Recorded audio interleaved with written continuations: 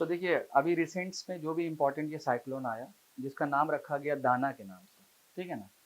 लेकिन आपको अपने एग्जाम के पॉइंट ऑफ व्यू से ये सोचना है कि ये पार्टिकुलर जो टॉपिक्स है वो हमारे जीएस के पेपर में क्या कनेक्ट हो रहा है, और इनफैक्ट आपके सिविल सर्विस एग्जामिनेशन में चाहे वो आपका प्रीलिम्स हो या फिर आपका मेंस हो वहाँ पर कहाँ कहाँ पे आपको हेल्प लग सकता है। लेकिन इस चीज़ को पहले डिटेल्स में करने से पहले हम आपको एक और दो चीज़ इंपॉर्टेंट जो आपको सजेस्ट कर देते हैं बता देते हैं।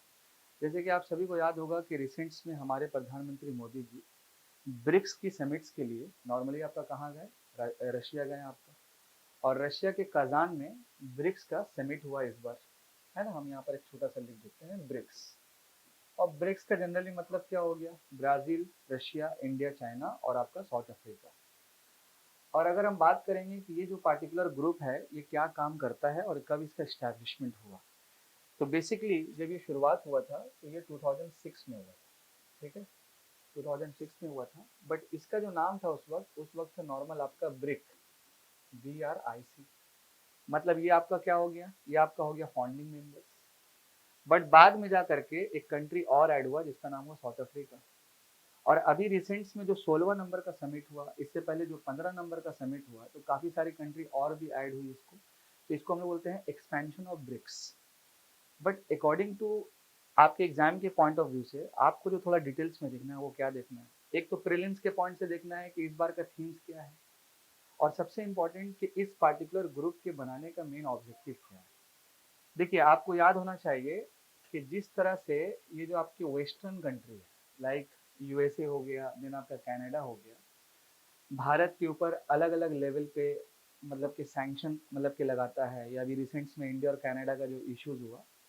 तो इस ग्रुप का जो मेन खास मकसद है, ये जो आपका पार्टिकुलर जो ब्रिक्स के नाम से है, एक तो है कि जो वेस्ट का जो डोमिनेंस है उसको थोड़ा कम करना, और दूसरा इंपॉर्टेंट है कि जो यूएस का डॉलर यूज होता है उसको डी डॉलराइजेशन करना इस ग्रुप का खास मकसद है। देन इसके बाद जो और भी इम्पोर्टेंस है, जैसे आपका रीजनल जो आपका इश्यूज है उसको सॉर्ट आउट करना, इसके साथ साथ आपका इकोनॉमिकल कोऑपरेशन को बढ़ाना, कल्चरल कोऑपरेशन को बढ़ाना, ये सब एक अलग सा मैटर है। लेकिन जो मेन पर्पज है ग्रुप के फॉर्म होने का वो क्या है, वो आपका मेनली ये जो वेस्टर्न कंट्री का डोमिनेंस है स्पेशली डॉलर्स का, उसको डी डॉलराइज करके कम करना, ताकि आपस में ये जितनी भी ग्रुप ऑफ कंट्रीज है ना ये कम्प्लीटली ये आपस में आराम से ट्रेड कर पाए। तो इसी चीज को लेकर के ये 16वां नंबर का समिट था रशिया में, रशिया का जो छोटा सा एक शहर है काजान के नाम से। तो आपके एग्जाम में ये क्वेश्चन बनता है यहाँ से। लेकिन अब यहाँ पर एक सवाल बहुत बड़ा उठता है कि ये जो पार्टिकुलर ब्रिक्स का समिट हुआ, तो इसमें कितना हद तक ये जो ग्रुप ऑफ कंट्रीज है अपने जो पर्पज है, अपना जो ऑब्जेक्टिव है उसको फुलफिल कर पाएगा, क्या ये डॉलर्स को डी डॉलराइज कर पाएगा। देखिए अभी तक तो कहना मुश्किल है, क्योंकि आप सभी को मालूम है कि जो यूएस का डॉलर है उसका मान के चलिए कि पूरे ऑल ओवर वर्ल्ड में 60% जो फॉरेक्स का रिजर्व होता है वो आपका यूएस के डॉलर में होता है, और लगभग मान के चलिए कि 80 से 90% जो ट्रांजेक्शन है वो यूएस के डॉलर में है। तो अभी आप ये नहीं बोल सकते हैं कि यूएस के डॉलर का डोमिनेंस को आप कम कर पाइएगा। लेकिन हाँ फिर भी अगर हम बात करेंगे तो जो लोकल करेंसी में जो ट्रेड होता है एक कंट्री से दूसरे कंट्री के बीच में, तो वहां पर आप शुरुआत कर सकते हैं। कहीं ना कहीं आप देखिएगा कि बीच में भारत ने रशिया के साथ एक ट्रेड डील भी किया था, क्योंकि रशिया में आपको भी मालूम है कि वहां पर जो करेंसी चलता है वो कौन सा करेंसी है, आपका रूबल है, और भारत का रूपी है। तो दोनों के बीच में एग्रीमेंट हुआ, काफ़ी ज़्यादा हम लोग वहाँ से तेल भी खरीदे थे। लेकिन अगर हम रशिया को रूपी दे रहे हैं, बात समझिएगा, रशिया को अगर हम रूपी मान लीजिए दे रहे हैं, तो अब वो रूपी का क्या करेगा, बिकॉज रूपी तो एक्सेप्टेड नहीं है हर जगह पे। तो कहीं ना कहीं डॉलर का डोमिनेंस तो आ जाएगा।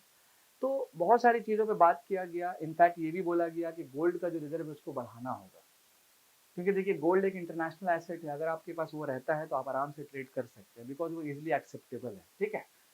तो अब यहाँ पर इंतजार है किस चीज़ का, नेक्स्ट मंथ 5 नवंबर का है, बिकॉज यूएसए में जो है इलेक्शन है प्रेसिडेंट्स का। उसका रिजल्ट जैसे आएगा फिर वहाँ का जो पॉलिसी बनेगा, जो भी लीडरशिप आएगा, उसका इम्पैक्ट काफ़ी भारत पे पड़ेगा। तो आगे अब देखते हैं इसमें क्या होता है, बट ये ब्रिक्स समिट काफ़ी इंपॉर्टेंट है। अच्छा इसी बीच में आपको एक और पॉइंट याद होगा कि 15 और 16 अक्टूबर को हमारे देश के जो एक्सटर्नल अफेयर मिनिस्टर है वो पाकिस्तान गए हुए थे, है ना, याद होगा आप लोगों को। और वहाँ पर एक समिट था जिसका नाम था एससीओ के नाम से, शंघाई कोऑपरेशन ऑर्गेनाइजेशन। अच्छा जैसे ही पाकिस्तान का नाम आया, जैसे ही पाकिस्तान का नाम आया, तो अब देखिए इससे हम लोगों को तो ऑलरेडी टेंशन है, और सबसे बड़ा प्रॉब्लम इसके साथ जो है वो आपका बॉर्डर्स का और उसमें भी जो है टेररिज्म का जो मामला है वो सबसे पहला फैक्टर बनता है। और कहीं ना कहीं कश्मीर का जो मुद्दा वो तो है ही है, वो तो ज़बरदस्ती मुद्दा उठाए हुए है पाकिस्तान, ये आप भी समझ रहे हैं। लेकिन इसी बीच में जब ये समिट हुआ पार्टिकुलर, तो इससे कुछ चीज़ जो है बाहर निकल के आया, जिसमें से एक चीज़ जो बाहर निकल के आया वो ये है कि अगर हम भारत की मैप की बात करेंगे तो कुल मिला करके पाकिस्तान आपको इस साइड मिल जाएगा, है ना, जिससे पंजाब का बॉर्डर लग गया, जम्मू कश्मीर का बॉर्डर लग गया। तो अब कई सारे जो पंजाबी लोग हैं, सिख कम्युनिटी वाले, तो वो जो है ना करतारपुर कॉरिडोर जाते हैं, जो आपका पाकिस्तान में है। करतारपुर कॉरिडोर, रिमेंबर, जो पाकिस्तान में है। तो होता क्या है कि वो उनको एक वीज़ा मिलता है जिसको पिलग्रिमेज वीज़ा बोलते हैं। जैसे पाकिस्तान जाने के लिए अलग अलग टाइप का वीज़ा, एक होता है विजिट वीज़ा, एक होता है पिलग्रिमेज वीज़ा। तो पिलग्रिमेज वीज़ा के तहत क्या होता है कि जो सिख धर्म के लोग हैं वो आराम से पाकिस्तान जाते हैं, करतारपुर कॉरिडोर, और वहाँ पर अपना जो भी है पूजा पाठ करके फिर वो अपना आराम से वापस आ जाता है। तो अभी रिसेंट्स में जब ये एससीओ का मीटिंग हुआ है तो करतारपुर कॉरिडोर का एग्रीमेंट जो था उसको 5 साल और जो है बढ़ा दिया गया है, मतलब 2029 तक कर दिया गया है, इस वजह से, मतलब ये जो मीटिंग हुआ उसके बाद। तो कहीं ना कहीं आप देखिए कि जब कोई भी मीटिंग होता है तो उसका एक इम्पैक्ट पड़ता है, और कोई भी पार्टिकुलर ग्रुप है एक पर्पस के लिए वो बना हुआ है, वो पर्पस काफी मैटर करता है। जैसे मैंने आपको इसमें समझाया तो इसका भी एक पर्पस होगा, इसका भी कुछ ना कुछ थीम होगा, ये भी ग्रुप कभी ना कभी बना होगा, और किसी खास पर्पस के लिए ये जो है ओवरऑल बनता है। अच्छा, last but not the least, जैसे कि आजकल क्या है कि थोड़ा सा हम लोग जो ट्रैवल ब्लॉगर होता है उसके बारे में थोड़ा सा देखते हैं हम लोग, तो हमको लगा कि चलो थोड़ा पाकिस्तान के बारे में भी देख लिया जाए। तो जब पाकिस्तान के बारे में थोड़ा सा जब रिसर्च किए, पढ़े, जब समझे वहाँ पे, तो वहाँ पर काफ़ी ज़्यादा अभी राइट नाउ इन्फ्लेशन, महंगाई बहुत ज़्यादा है। जैसे कि पाकिस्तान में अभी टमाटर जो है वो आपका लगभग 200 रुपये केजी है।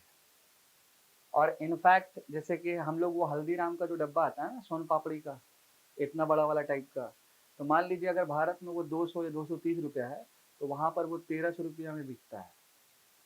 सोन पापड़ी जो हल्दीराम का है वो तो एक ब्रांड है। तो लाहौर में, लाहौर जो है ना पाकिस्तान वाला, तो लाहौर के अंदर में एक बाजार है जिसका नाम है पान बाजार। तो पान बाजार जो बना हुआ है ना वो ऑलरेडी इंडियन प्रोडक्ट्स के लिए बना हुआ है। जैसे पहले क्या होता था ना कि बहुत सारे लोग जब यहाँ से जाते थे तो अपने साथ कुछ कुछ इंडियन प्रोडक्ट्स लेके गए और वो वहाँ पर जाके बाजार में बेच दिए। जैसे शाहरुख खान का एक जो पाउडर है नवरत्ना के नाम से, ठंडा ठंडा कूल कूल टाइप का, तो वो छोटा सा पैकेट मान लीजिए यहाँ पर मिल रहा है 50 60 80 रुपये में, वहाँ पर वो 250 300 में बिकता है। क्यों? क्योंकि दोनों के बीच में ट्रेड बहुत कम है। तो पाकिस्तान अब इंडियन प्रोडक्ट्स को जो इम्पोर्ट करता है वो दुबई से करता है। अब दुबई से करने से क्या होता है ना कि वो प्रोडक्ट कॉस्टली हो जाता है।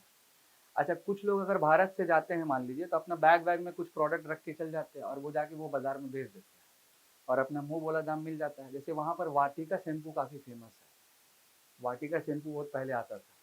उसके बाद तेल भी है, फिर मूव जो क्रीम आता है। और पाकिस्तान की जो लड़की लोग हैं ना, खासकर भारत का ऑयल वो ज़्यादा यूज करती है और शैम्पू ज़्यादा यूज करती है, उसको ज़्यादा पसंद है उन लोगों को। जैसे कि पाकिस्तानी जो ड्रामा होता है सीरियल, वो वर्ल्ड में फेमस है, काफ़ी सारी कंट्री उसको देखती है।